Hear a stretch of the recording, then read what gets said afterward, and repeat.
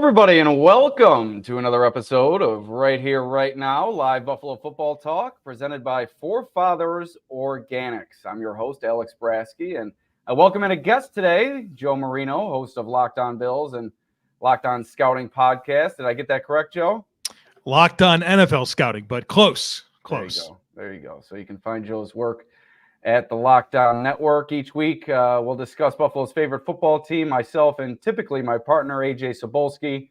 We also like to keep everybody up to date with all the comings and goings from Orchard Park, in this case from Rochester, as the Bills continue training camp. Now have concluded 4 days. Before we get into our discussion, a word from Forefathers. Unlock the power of nature with Forefathers Organics, your premium CBD store. We offer the highest quality CBD and hemp products to liberate your mind, body, and soul, helping you live happy and free. Our mission is driven by excellence and transparency, using cutting-edge scientific methods to combat stress and target issues at their source. From potent ingestible CBD to soothing topicals, all our products are USDA certified organic. Discover all natural wellness from farm to table. Visit forefathersorganics.com for more information.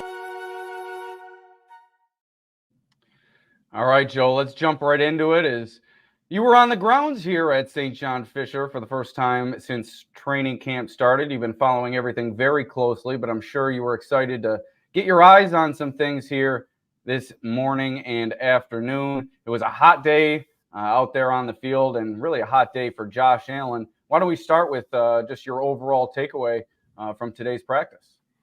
I think Josh Allen's a great place to start, where I think the word I would use is confident. And I think Josh Allen is really confident working the ball to his weapons and trusting them. And a lot of down the field touch throws between zones, deep zones where he would kind of work the football in on some outside the numbers, pushing the sideline, just putting it in spots for his guys to go make plays, and they did. I think it says a lot. I think it says a lot about the trust that he's already developed in these weapons. I think it says a lot about the weapons and kind of the common denominator that they all have in terms of size and ball skills, and gives you an idea of what this offense wants to be. I think you've heard the buzz phrase, everybody eats, and it's impossible to watch a training camp practice and not buy into that being true, because there are so many different weapons that are involved in so many different ways. And the common denominator is Josh Allen's dealing, and he's confident. You know that he's really, I think from a physical standpoint, very healthy. He's had battled some injuries the last couple of years, adjusted those mechanics and got back to kind of some of the basics this offseason. I think you're seeing it show up, and I think it says a lot that he has this much confidence early on, and not just like rolling out and improvising and ripping fastballs. I'm talking from the pocket, touch throws, down the field, middle of the field. It was really good to see.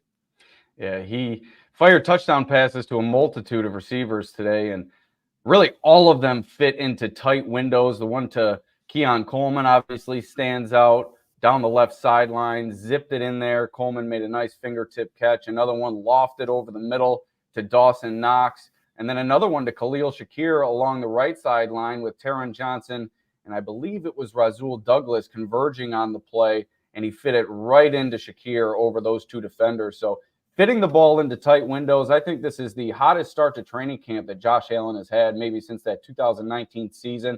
And I think you hit the nail on the head. It's how healthy he was this offseason that allowed him to kind of refine those mechanics and come into training camp raring to go, whereas in the past 2 seasons or so, he's had to use that offseason kind of as a recovery period. So I think he's put that time to good use, and he's really started training camp on the right foot. I mentioned that touchdown pass to Keon Coleman. Can you give us your perspective on that? It looked like Coleman beat Christian Benford on a route down the left sideline, and then, like I said, just extended and made a great play. Yeah, I think it highlights the best things that Keon Coleman does, and that's be physical, use body control, play the ball, and show firm hands. And I know that he beat Christian Benford on the play. I'd say that Christian Benford was very competitive on the rep. It's not like he got cooked or left in the dust. He was pretty sticky in coverage. But part of, I guess, what Keon Coleman's superpower is, it's size and that ability to be strong, right? Like what he's able to do is stack and get on top of a corner. And so he did that. He got on top of Christian Benford, and he put Christian Benford in a position where if he's going to make a play on the ball, he has to go through Keon Coleman to do that. And I thought Coleman did a very good job of creating vertical leverage for Josh Allen. And then from there, it's about just putting in a spot where Keon Coleman can go get it. And Keon Coleman did. And I thought he did a good job of really kind of shielding off Benford from being able to get to the football and then just making a confident catch in a small window kind of towards the corner of the end zone there to the left side. And so I think it spoke to the best things that Keon Coleman brings to the table while also kind of doubling down on everything we said about Josh Allen to this point in our conversation today. Yeah, and Keon Coleman is another player, as has Josh Allen, just coming out, bursting onto the scene to start training camp, touchdown catch after touchdown catch, and a lot of them have been of the highlight reel variety. I think there was a lot of question whether or not he was going to be able to contribute immediately within this offense and at what level he would be able to contribute. I think those questions are starting to dissipate as he is proving it day after day against the Bills' top two corners. Like you said, not necessarily leaving them in the dust, but winning those one-on-one battles down the sideline, using his physical ability to come down with impressive catches. I'm starting to think the sky's the limit for this kid in his first year. He had a hard time guessing how big the year one role would be when the Bills drafted him, and being mindful of how young he is and just how does he fit in? How does he fit into the mix? And now we've had training camp practices to assess that, and it feels like everything is leaning into and pointing towards Keon Coleman having a prominent role and Josh Allen trusting him. And I think that's always going to be the biggest thing is, okay, everything looks good, but when it comes time to make these throws in game situations, how much trust does Josh Allen have in the targets? And I think as these plays stack up every day, right? It feels like every day these plays are happening. It's only going to increase the confidence that Josh Allen has to deliver that ball to Keon Coleman. And the year one role at this point certainly feels like it's going to be a lot more significant than I anticipated it would be back when they made him the pick at number 33 overall. Yeah, for certain. And he and Dalton Kincaid, both of those two, day after day, just putting on a show here at St. John Fisher, coming away with touchdown grabs and really fitting into the role that the Bills are looking for. And you saw Kincaid's celebration after his touchdown today, the infamous three pump from, I forget, McCringleberry or whatever, from Key and Peele. Another funny moment. His personality really starting to shine here at St. John Fisher. It drew the faux flag from Josh Allen and Dawson Knox, which leads me to the next player I want to discuss, Dawson Knox. You've always been a big proponent of Dawson Knox within this offense, and really your faith in him came true a couple of years ago. 6 touchdowns in that 2022 season, really seemed to put it all together, and then he dealt with the injuries last year. He's had himself a strong start to training camp, and he caught that beautifully lofted ball over the middle from Josh Allen that can be seen on the Bills' social media pages. I think Knox is in position to really make good use of that 12 personnel that the Bills are set to deploy this year. Yeah, there's a role. There's a role for Dawson Knox. I'm not going to sit here and tell you that he's a leading character, but he's definitely a secondary piece of what this passing game wants to be. And whether it was that throw over the middle of the field that was between 3 defenders, I'm pretty sure it was Hamlin, Rapp, and Spector all right there. And Josh put it there for him. I thought he dotted the I quite well, and Knox was able to, I wouldn't call it a contested catch, but in traffic, certainly with bodies around him, be able to come down with that football. Had another impressive rep was they kind of used him in a now screen and was able to dump it down to him. You saw some yards after the catch ability.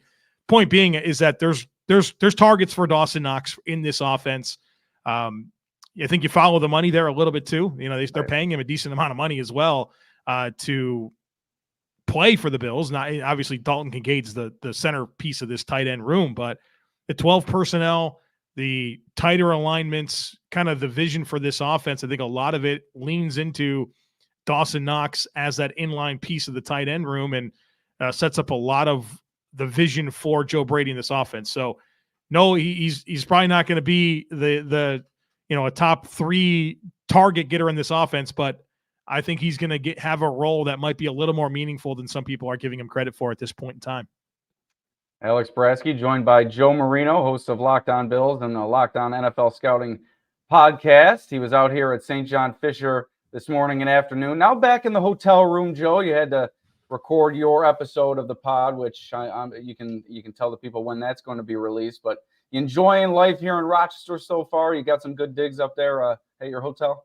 Yeah, it's this. I know the hotel. It's the one I stayed at last year. So I you find a spot where you like the location, you like the way it's set up. So we came on back to it. But you mentioned it being hot. Maybe in Western New York hot. Right. For Charlotte, North Carolina guy, this was beautiful. This was felt like it was a fall or a spring morning. All day out there with a light breeze. It was a little warm, but the humidity's not here. So the greater Western New York region, always good to me. And I thought today was a good example of that. We're off to a good start here. And you brought the family with you as well. They're coming. They're coming on Thursday. So we have a few days here to kind of take it in without the family, but they're coming in on Thursday and excited for them to be able to get to the stadium on Friday for the Blue Red. So we've already talked about Keon Coleman, Josh Allen, Dawson Knox, Dalton Kincaid. We'll just keep going down the offensive roster here because it seems like everybody got involved today. Mack Hollins, who spoke after practice, we'll touch on a few of his comments that I was there for post-practice. But Hollins is another player that you weren't sure of his role in the passing game, maybe lesser, more so to a degree than with Keon Coleman. You knew Coleman was going to be involved. Hollins, a lot of people weren't sure he was even going to make the roster. Then you start looking at him as just a run blocker, special teams player. But day after day, he's continuing to build that rapport with Josh Allen. Caught another touchdown pass today, going up and over Christian Benford. Really mossed him on the play, using that size and physicality, like you said, a common theme amongst this year's Bills wide receivers. Just the confidence that he exudes out there. And the way that his teammates talk about him, particularly Josh Allen, leads me to believe that he's going to have a role on offense this year. Yeah, I bet he has a C on his jersey when the Bills play the Arizona Cardinals in Week 1. For whatever you think is going to happen with Mack Hollins, he's here and he's got a role, and he's getting first-team reps over guys that might surprise you. And certainly the Bills are working in a lot of guys, but it's undeniable how often Mack Hollins is involved, and not necessarily just being on the field, but Josh Allen throws in the ball. Like you mentioned, that catch over Christian Benford where he kind of had to come back to the ball. Mm-hmm. And it reminded me a little bit of Matt Milano's interception last year against the Raiders, but, obviously not an interception, a completion. Right. So it was a fun play to watch for sure. I think Mack Hollins is a fun player to observe. Just like from the second he goes on the field, and it's not just like the big hair and the cut up shirt that he wears, right? Like, there's features of him that draw you to him, but then you watch him. It's undeniable energy. He challenges everybody. You could see how there's a leadership. Like, he's so comfortable, and he's not a new player in the NFL. He's been around for a while. He's bounced around, and I think it's fair to caution yourself a little bit as like a north of 30 receiver that has only one meaningful year of production. But I think the ways that he's going to impact this team are probably going to be a lot bigger than how many targets and catches he ends up getting, although I do think there might be a few more than some people might be anticipating at this point in time. He's definitely been a major storyline, and there's a tangible, like, you can feel it. You can feel this guy. And I think those are the players you should come away talking about from practices. And one of my goals in watching practices, and I've had a chance to take in a number of Bills practices, other teams, Senior Bowl, Shrine, a lot of different practices. One of my goals is not necessarily to go in there and say, I want to watch this player or this thing. I kind of want to let it speak to me, right? Let the players pop off, the guys that you can feel. And Mack Hollins certainly fits into that bucket in a big way. And I asked him during his post-practice press availability about what everybody is talking about, his no-shoes approach to life. He did say when the weather gets down to 35 degrees, the shoes come on, but pretty much at all other times, he goes shoeless aside from being out there on the football field in cleats. And then I asked him how it all started, and a couple of reporters with good follow-up questions said it all started a few years ago when he was recovering from a groin injury, and he was having trouble getting over the injury. And he met, I believe, a specialist or somebody in the rehab realm, and they were shoeless. And he kind of picked it up from there, and that allowed him to, in his mind, get over the groin injury and hasn't suffered really any ill effects since. And I'll just read a quote from him. I asked him the benefits of going no shoes. He says, the strength of the foot, strength of the ankle, strength of the knee, release of negative free electrons from the body where grounding comes from, so you feel more grounded. You're cleaner, you move faster, you're strengthening the whole body so your knee doesn't have to take so much pressure since your ankles are not developed. And then this was the funny part. Shoes are a tool. You wouldn't walk around with a hammer just because you've got to nail something every once in a while. Why do you walk around in shoes? Just because you might step on something every once in a while. So he is just an interesting character. You spoke to it already, and I'm sure more to come from Mack Hollins as the season goes along. Alex, I think there's an important question here. Am I going to see you shoeless tomorrow at practice? Like, are you in on this? Are we adopting this? You know what, Joe? I think you just may have given me an idea. I think I might get some great interaction on Twitter if I were to do that. That's in the mind now. That's certainly under consideration. And listening to him talk about the benefits of it. I mean, how could you deny it? Getting over the groin injury, and I'm all about being one with the environment and the earth. So I'm all about Hollins and shoeless Mack. Hey, listen, I hope to see it. I hope to see you there. I'll be sure to not step on your toes, if you wind up doing that tomorrow. All right. One more pass catcher I'll just touch on quickly. Brian Thompson had a great offseason training program, caught a 60-yard bomb from Mitch Trubisky today. Another one of the big touchdowns for the Bills. Anything you saw on that play or from Trubisky or any other pass catchers that we haven't mentioned? Yeah, that was a highlight play. He got behind that safety and just a matter of just not overthrowing him, right? So big explosive play for sure. I think he really stood out. And I think Tyrell Shavers as well as a wide receiver that's getting a lot of first team opportunities. And he's involved. He's a guy that they're not shy about throwing him the football. And so seeing Thompson, seeing KJ Hamler getting first team run, all of that says a lot to me, but there's probably more to be said for the guy that's not getting those opportunities, and it's Marquez Valdes-Scantling. Mm-hmm. I feel like this is a player that, certainly what he did in Green Bay and Kansas City and the success that Rodgers and Mahomes had when he was in the building, there's some hype there, but he didn't get first team work today. And as a depth receiver, you got to play special teams, and Marquez Valdes-Scantling doesn't play special teams. And so all these other players that are out snapping him with the first team are also guys that either have return ability or they can cover kicks and punts. And so I got to certainly have a note here to pay attention to MVS and what type of opportunities he's getting, because right now, if you just watch this practice and you had no idea that who he is or that he had guaranteed money on his deal or anything like that, you might think to yourself, I don't know, this guy doesn't really have a path. So we'll see. I'd definitely be filing that away to keep an eye on the rest of the way here. And another receiver before we move to the defensive side of the ball, Chase Claypool hasn't really stood out yet during training camp. He did limp off the field after a rep today. He stayed on the practice field, didn't return to participation.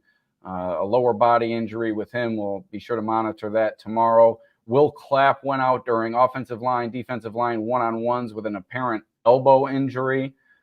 He's apparently at this point been the backup to Connor McGovern at that center position, where Cedric Van Pran-Granger working largely with the third team. And another player that was injured, Nicholas Morrow, apparently suffered a hamstring, what looked like a hamstring injury. He came off. He remained on the practice field as well, but he didn't return to participation either. And before James Cook excused from practice today as well. And then Mike Edwards, the offensive line version, was a non-participant, but he was at practice as well. We'll stay in the offensive line. Something that jumped off the page to you immediately when I saw you at practice today. I asked you what your takeaways were, and obviously with you, you said it was tough to narrow it down. You see so much out there. But one of your top takeaways was Connor McGovern snapping to Josh Allen, and right after you said it to me, sure enough, he rolled one back there to him. Just what did you see before that rolled snap that concerned you, and are there any ongoing concerns in terms of that? Well, yeah, appreciate Connor McGovern coming through for me there in that moment where, it's like the kicker and you say that they never miss and then they miss. So he made me right there, unfortunately, because I saw him dribble another one earlier, a couple of other snaps where, Josh is just having to adjust to the ball and offense is timing, right? And part of that timing element is that initial snap and that ball being where it's supposed to be and the quarterback being able to have confidence in that so he can focus on the defense and his receivers and what he's supposed to do. And I think that Connor McGovern today, this is the only practice I've seen with my own eyes, I thought there was a lot of snaps that were just erratic, none that were like catastrophic, over his head, or not catchable. But you could tell that Josh Allen has to be a little more dialed in on that, as opposed to it being a very routine thing that we saw with Mitch Morse. I think the Bills are obviously fully committed to this Connor McGovern going to center. Like, I don't anticipate this not like them going in a different direction with this whole plan, but we need to see this cleaned up. And I think the good news is that it's day 4 of camp and it's still July, and the Bills play a game September 8th. So there's certainly time. And McGovern is relatively new to being a permanent center and doing it with Josh Allen. So there's a time on task element of this that it needs to grow. But we need to see growth here, or else this is something that could lead to some negative plays and maybe some bad turnovers if it doesn't get cleaned up. So it's early. We're filing it away. We'll see if the trend continues. One last item on offense, the tight end 3 battle, we'll call it. I think Zach Davidson's starting to gain on Quentin Morris. Morris presents more ability on special teams, I think, than Davidson. But in terms of a pass catcher, I think Davidson gives you a lot more at that position. Just your perspective on that, and do you think Davidson might have a chance to beat out Quentin Morris for that tight end 3 role? Davidson's such a fascinating player. When you go to Central Missouri, he was like a punter and in addition, like an all-American punter and an all-American tight end as well. Had like Bills love their versatility, Joe. Dude, I think his receiving stats are off the charts. He had like 1,000 yards on like a very small amount of receptions that you just very surprising. So yeah, the more you can do. Yeah, I think it's a good observation, Alex. If you are dialed in on the practice beyond the Josh Allen snaps, 84 caught the ball a ton. Like he did. And is he ready to unseat Q Morris? I don't know. Like, I think Q Morris is a player that last year, well, I mean, the receiving stats have never been super impressive. He did have the big catch against the Giants to win the game. Mm-hmm. I thought his growth as a blocker has been something that I've really enjoyed from Q Morris, but it certainly feels like Zach Davidson is doing enough that makes you say, I kind of wonder if he can be a thing here. And he missed like all of last year. Did he have an ACL very early in the spring? He went out during training camp. He was seemingly coming along last offseason in training camp as well. And then he went out with that injury and that kind of thwarted his progress. I think it's something that you file away and say, I wonder if Zach Davidson can make some noise here. But I think that's a great call out by you. He definitely popped today. And that's not the only position battle that was on display at training camp today. The second safety role still up for grabs. Damar Hamlin went back in with the first team after it was Cole Bishop the day before and Mike Edwards the day before that. Now Hamlin, his second day with the first team. I would imagine we'll see Edwards and then Bishop in the days to come.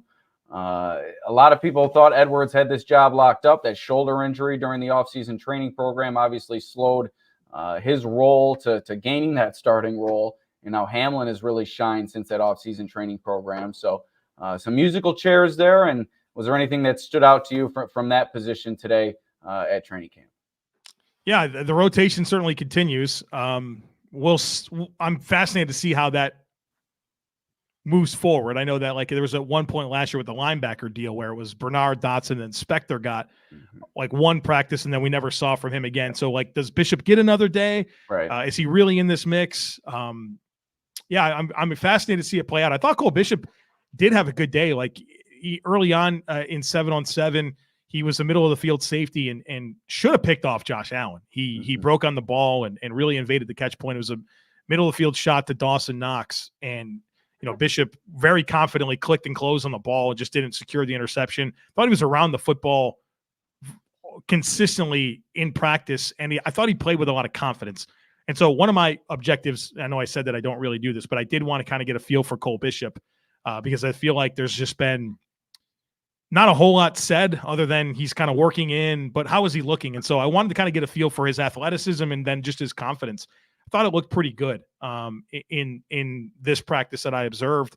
But I thought Damar Hamlin did a nice job today. I know that he was like, we keep talking about these great plays made by the Bills receivers and Hamlin's around the ball, but like that's kind of the deal, right? Like sometimes a better throw and a good catch can beat good coverage. And I thought that Hamlin was kind of on the wrong side of that a few times. I thought he had some good downhill moments though too, where like the Bills ran the ball a little bit and did some rollouts and had some guys leaking into space where they wanted him to turn and run. And I thought Hamlin like took good angles, and nobody's tackling, but you could see he was in good positions to be square. So I think it's open, and there's so much to play out here. I'm not sure I could say right now that somebody has the upper hand, because I think they've all flashed in good ways. Another item on the defensive side of the ball, Dwayne Smoot seems to be locking up that fourth defensive end edge rusher role as the days go. Had another would-be sack today. I believe he was working against Lale Collins on the play, burst into the backfield and really just making an impact day after day. Another player that going into training camp, you didn't know what to expect. You thought maybe Casey Toohill and others had a chance to work their way behind Von Miller, AJ Epinesa, and Greg Rousseau, but Dwayne Smoot coming off of a few consecutive seasons with 5-6 sacks before that Achilles injury, starting to return perhaps to that form. And boy, that would be a boon for the Bills, because it's unclear what to expect from this edge rusher position this year. Yeah, I thought he looked good today. Lyle Collins, tough, man. He struggling to move, struggling to bend. It's hard to watch, and Smoot took advantage of him today. And it sounds like Smoot's been having a great camp. And you listen to Bobby Babbitt recently just raving about the guy, talking about him being such a high character guy. Old school edge, he said, that he plays with. Yeah, he's a nice player. I watched him for a while at Jacksonville. I've thought pretty highly of him. I think he's a guy that can elevate that Shaq Lawson role for this defense as very consistent run defender, very good contained rusher. It's going to be a big asset against some of these mobile quarterbacks, but a little more juice as a pass rusher, and that inside-outside versatility is going to help him a ton. And so I think you look at this defensive end group, and there's a clear top four in Rousseau and Epinesa, Miller, and Smoot. And then I think where it gets interesting is who's the fifth guy, between Toohill and Jonathan and Solomon. I think there's a nice battle between those three guys. But I think Smoot's kind of locked in as a guy that's going to get a jersey on game days, be a top four player in this edge mix, and the versatility and kind of the impact he's made early on is certainly strengthening that case. Absolutely. And you had your first opportunity to watch Matt Milano today. I know that you, along with many others, were able to see my video. We discussed this on the practice field, how you kind of saw what I saw in that video a few days ago. I posted another one today. Milano maybe not fully back, but why don't you give us your perspective on what you saw from him and where you think he is in his progress back from that leg injury that ended his season last year? Well, the team obviously is treating Matt Milano like he's Matt Milano, like he's taking every snap. Mm-hmm. He's on the field. He's playing in coverage. He's running around. He's testing things out. And I think that's where he's at. He's kind of trying to get his legs up under him and develop confidence in that ability to drive off the leg that was injured. And it's very much a work in progress. I don't know that I don't think he looks bad. I don't watch him and sit there and say, man, I don't think this guy has any juice. I thought there was plenty of instances of him getting outside towards the sideline and cutting out routes that are designed to kind of leak into space and then get upfield, or some outside runs and him getting to those spots. I think you see that happen. And while if you want to take some video and slow it down frame by frame and pause it, and you can certainly convince yourself that there's segmentation, but I see guys that are completely healthy with segmentation from time to time. So I think it's fair to say that it's a work in progress. He's trying to develop comfort, but it's day 4. This is his first time doing full speed football things. And so certainly he's going to look a whole lot better on September 8th than he is on July 28th. So I think you got to let this play out and trust that he is a player that's working back. But whether it's 4 days of full work and how Matt Milano is springing around and testing things, I think that's exactly what he's supposed to be doing right now. And I think you saw that play out during today's practice, kind of an up and down practice from Milano. I saw him get beat twice in coverage early on during 7-on-7 work, which is a tough situation for the defender. Once he got beat by Ray Davis, another by Dalton Kincaid, but later in the practice he responded. And like you said, he chased down Ray Davis along the boundary and slowed his progress down the field. So that's the Matt Milano that you remember, going sideline to sideline, flying around like his hair's on fire. And you're seeing shades of that throughout training camp. The last thing I wanted to discuss before we get on out of here, the first 2 scuffles of Bills training camp occurred on Sunday. Long practice in the sun may have contributed to that. It was really hot out there, and the Bills went a little bit longer than they have the past few days. The first one was between Chase Claypool and Jamarcus Ingram, who got tied up after a play during team drills. Seemed like Ingram was the aggressor on the play. Claypool just kind of threw up his hands and walking away. Both players had their helmets removed during the brief dust-up, but teammates came in and cleared things up. And then near the end of practice, during O-line, D-line one-on-ones, the rookie Dwayne Carter sticking his nose in there with Alec Anderson. It was a 3-rep situation. Usually it's just 1 rep and done, but Carter went offside, and then he had a rep with Anderson, and they kind of got into it, a little pushing and shoving after that play, and then coaches wanted him to go at it again. And then after that rep, both won by Alec Anderson, by the way, Dwayne Carter got up and had some more pushing and shoving and some chirping between the two. But good to see the rookie sticking his nose in there and not being afraid of the veteran Anderson. But like I said, both skirmishes rather timid, nothing really to be concerned with. We've seen it in the past, and I'm sure we'll see a couple more before training camp is through. But Joe, I appreciate you joining me. Any plans here in Rochester tonight, or are you just laying low after a good day of training camp? We'll see. I got to get dinner some point here, so I'm excited to figure out what the culinary scene is here in Rochester. The best restaurant in Rochester, if you're looking for fine dining, Red Rochester over on Winthrop. You cannot go wrong. If you enjoy seafood, get the scallops. They are absolutely delicious. But Joe Marino for the Locked On Bills and Locked On NFL Scouting podcast. Appreciate you joining me. Any last takeaways or anything you're looking forward to as your time goes on here at camp this week? I thought we hit a lot of the notable takeaways. The thing maybe we didn't get to that caught my eye is Kyer Elam. Kyer Elam, like, legitimately getting first-team run. I know the first reps of first team are Benford and Douglas, but there were plenty of situations throughout that practice where he came in and it wasn't just Benford dropping off. Sometimes it was Douglas. And we've seen the Bills rotate corners. Like, it's not been beyond what they will do. And so not only did he get those opportunities, but I thought he played extremely well. An interception today for Kyer, another interception, 2 straight practices with a pick. He did. And my favorite thing about that interception, he was in zone coverage. And I think it was cover 3 where he was responsible for the deep third on the left side. And it was, Shane Buechele, like, just kind of laid one in the middle of the field, like, late, and it was a bad throw. But for Kyer Elam to recognize that there was no threat to his side, not continue to cover grass and, like, break on the ball over the middle of the field in a zone that wasn't his to come away with a takeaway was really strong. And then I think while you were watching the one-on-ones with the O-line, D-line to finish practice, I was watching the one-on-ones with the DBs and wide receivers, and he clamped up Keon Coleman on a particular rep, and Josh tried to throw it, like, outside for Keon Coleman to go get the ball, and then Kyer Elam was able to have a pass breakup. And so I thought Kyer Elam was really good, and he got reps with the first team, and we're sitting here talking about these guys catching touchdowns over Benford and Douglas. And look, maybe the book's not written here on Kyer Elam. We gotta see what he's got, but he's definitely getting an opportunity. It feels like he's playing well.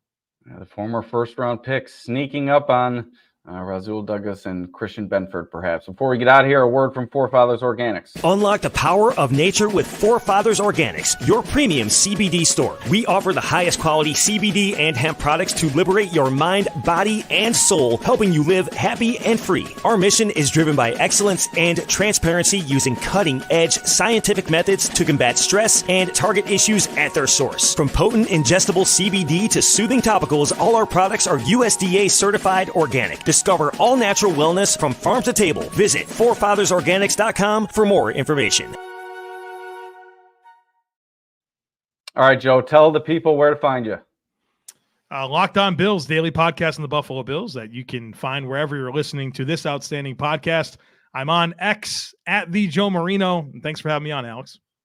You got it. We will see everybody next time.